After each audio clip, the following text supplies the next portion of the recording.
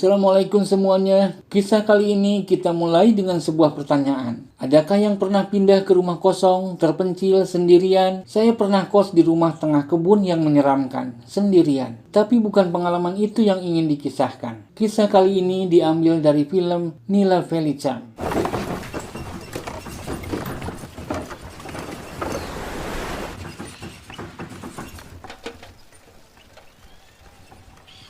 Seorang penulis yang ingin privasi dalam berkarya menyewa sebuah rumah besar di sebuah kampung. Rumah bernama Bargavi Nilayam itu terdiri dari 2 tingkat, berhalaman luas, tapi rumah itu sudah lama tidak ditinggali. Debu tebal mengotori lantai dan bagian-bagian rumah lainnya. Halaman rumah juga tidak terurus. Sekilas menyeramkan untuk tinggal di sana, tapi seorang penulis justru merasa membutuhkan suasana yang tenang dan sendiri.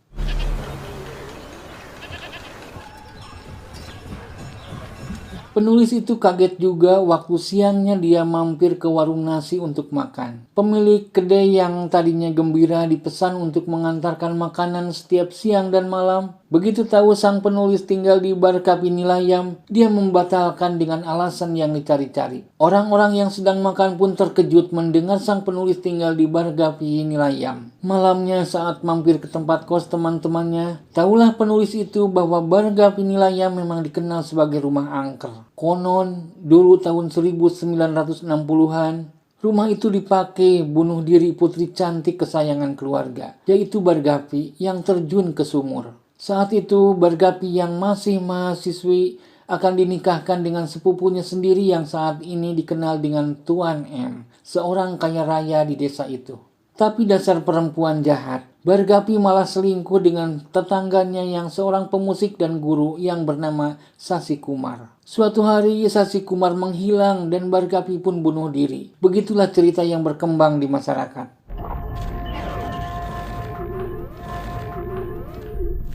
Pulang ke Bargavi Nilayam tengah malam itu, sang penulis jadinya sanduk-sanduk alias minta izin untuk tinggal, bicara sendiri di sekitar rumah itu.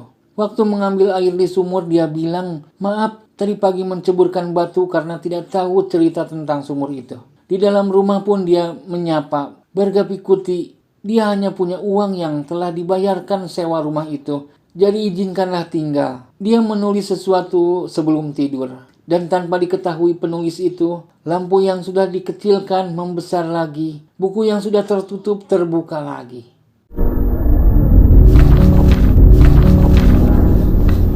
Paginya penulis itu bangun dengan badan segar. Dia pun ke kedai makanan lagi untuk sarapan. Betapa terkejutnya pemilik kedai karena perkiraan dia sang penulis sudah mati atau lari ditakuti hantu. Karena kata dia, orang terakhir yang menempati Bargavi Nilayam adalah sepasang suami istri yang masih saudara Bargavi. Tidak 1 hari bertahan di rumah angker itu.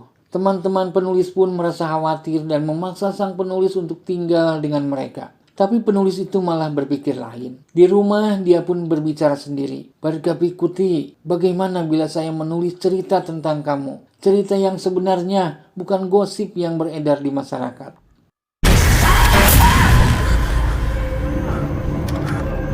Malam berikutnya ke rumah Bargavi Nilayam itu ada orang tidak dikenal masuk. Sang penulis sudah tertidur. Orang asing itu musafir yang sedang mencari kerja, kemalaman dan mencari tempat menginap. Dia terkejut waktu petir menyala, di teras ada seorang perempuan berbaju panjang yang menyerang dan mencekiknya. Orang asing itu berteriak. Sang penulis pun terbangun. Orang asing itu bernama Parikani Junior. Saat Parikani cerita nyonya rumah yang menyerangnya, sang penulis hanya tersenyum.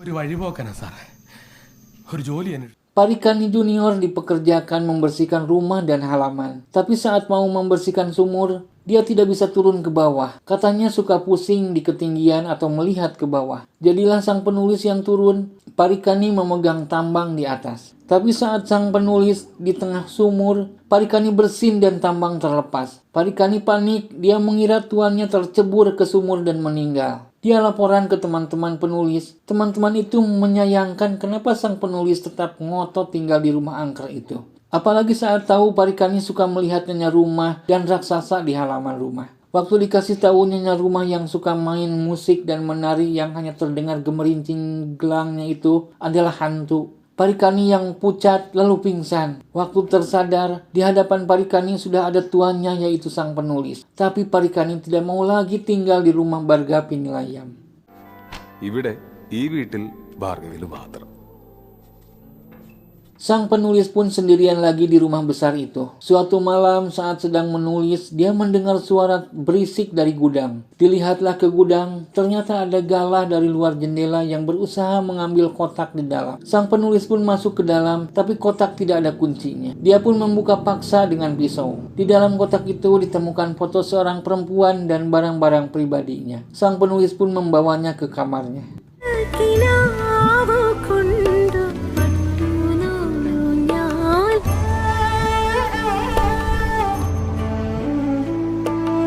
Sang penulis menyimpan foto jadul itu di meja tulisnya. Di kotak itu juga ada sehelai mawar kering, segulung kecil rambut, dan barang pribadi lainnya. Tapi sebelum memeriksa lebih lanjut, sang penulis mendengar nyanyian di halaman. Dia pun memeriksanya. Bagian ini bercampur antara tegang, takut, dan sedih karena nyanyian dari Bargapi Kuti itu begitu sedih. Tapi antara hantu Bargapi dengan sang penulis selalu tidak ketemu. Dari jendela kamar terlihat seorang perempuan yang sedang main ayunan sambil bernyanyi. Tapi disusul ke bawah tidak ada. Nyanyian sedih itu pun terdengar lagi di teras. Tapi saat sang penulis menyusulnya dengan penerangan baterai, Bargapi dan nyanyiannya sudah menghilang.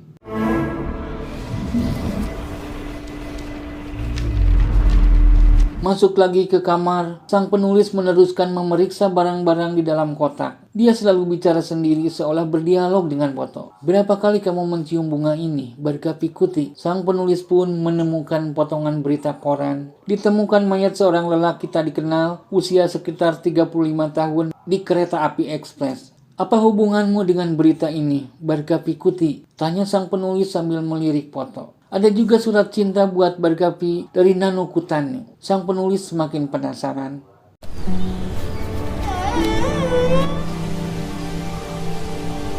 Besoknya, sang penulis menemui teman-temannya bertanya tentang Bargapi Kuti. Orangnya seperti apa, kisah cintanya, dan meninggalnya. Diketahuilah juga Bargapi itu punya teman yang bernama Suma dan Lata. Dari Suma dan Lata diketahui Bargapi itu gadis yang baik, mahasiswi yang sangat mencintai Sasi Kumar, seorang seniman musik yang juga guru. Sasi Kumar tinggal sendiri bertetangga dengan Bargapi, menyewa rumah. Sementara Nano Kutanu adalah sepupunya Bargapi yang juga mencintainya. Dari sini sang penulis menyimpulkan, kematian Bargapi Kuti bukanlah bunuh diri, melainkan sengaja ada yang membunuh.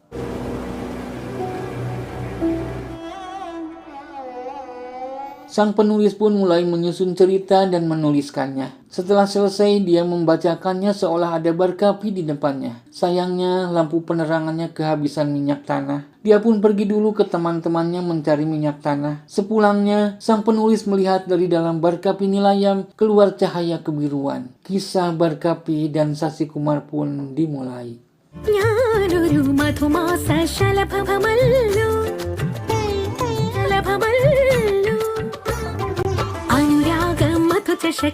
Bargapi adalah gadis cantik yang energik, mahasiswi yang banyak teman, suka menari dan menyanyi. Dia sering mendengar suara sitar dipetik dari rumah sebelah yang ternyata disewa oleh Sasi Kumar, seorang seniman dan guru. Bargapi sangat suka dengan petikan sitar itu. Kadang dia ikut menari sampai gelangnya bergemerincing. Maka ketika di kampusnya ada pertunjukan kesenian, dia mengajak sahabatnya yaitu Suma dan Lata untuk meminta Sasi Kumar mengiringi tariannya. Mereka pun berkolaborasi. Dari sanalah benih-benih cinta tumbuh. Bargapi dan Sasi Kumar sering mengobrol berdua sampai larut malam dengan dihalangi tembok rumah. Saling berkirim surat.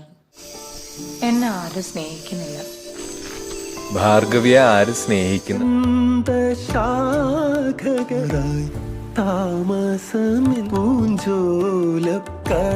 Kisah cinta yang hampir manis dan sempurna itu terganggu oleh Narayan. Pemuda ini sangat menyukai Bargapi, tapi perangainya yang keras condong ke kriminal tidak disukai oleh Bargapi. Narayan suka mengancam pemuda lain yang sekedar mengagumi tarian Bargapi. Dia juga pernah mengikat 9 ekor kucing di tembok dan menembaknya satu persatu. Narayan ini masih sepupu Bargapi, jadi dia dengan mudah keluar keluar masuk rumah Barkapi. Saat sedang mencoba sarapan di teras rumah, tanpa sengaja dia melihat surat di atas tembok. Surat cinta dari Sasi Kumar buat Barkapi.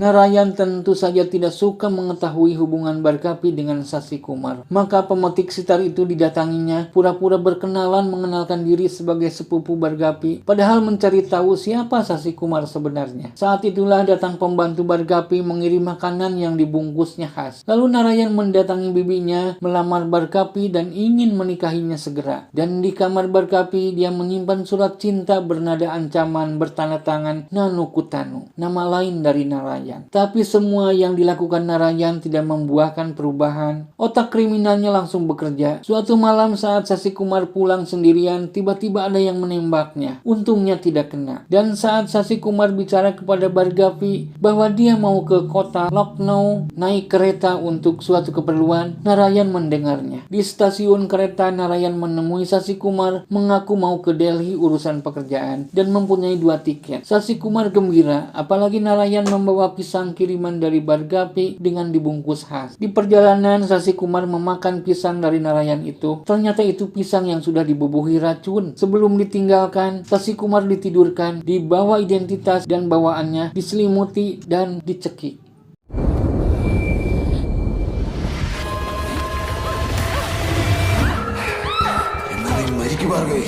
Barkapi yang menunggu Sasi Kumar tentu saja bersedih, kekasihnya tak kunjung pulang. Suatu malam saat melamun di dekat tembok pembatas rumahnya, dia mengenang saat suka mengobrol dengan Sasi Kumar. Ternyata di sana ada Narayan. Sepupunya itu memaksa mengajak menikah. Karena Barkapi tidak mau, Narayan pun membeberkan apa yang sudah dilakukannya kepada Sasi Kumar. Barkapi marah dan memukul. Narayan balik marah, menyeret Barkapi dan menceburkannya ke sumur.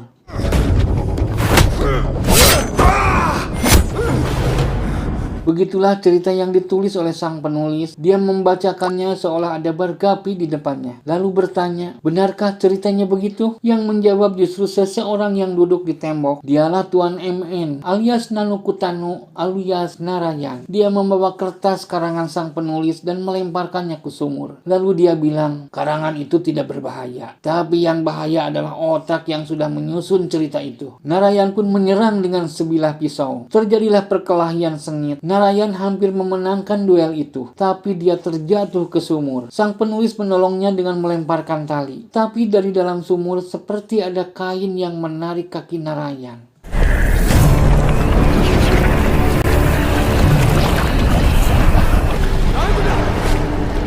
Cerita sudah berakhir, tapi ada satu rahasia. Film Nila Felicem ini benar-benar keren. Bisa menyatukan rasa menegangkan, horor, menyedihkan, dan kisah cintanya mengharukan. Rasa-rasa itu sulit diungkap pencerita alurnya atau sekedar penutur ulang seperti saya. Maka carilah film lengkapnya. Terima kasih buat semuanya. Jadilah manusia terhebat minimal untuk keluarga dan lingkunganmu. Kembang Pinatik Sinebaransari. Wassalam, adios, sampai jumpa.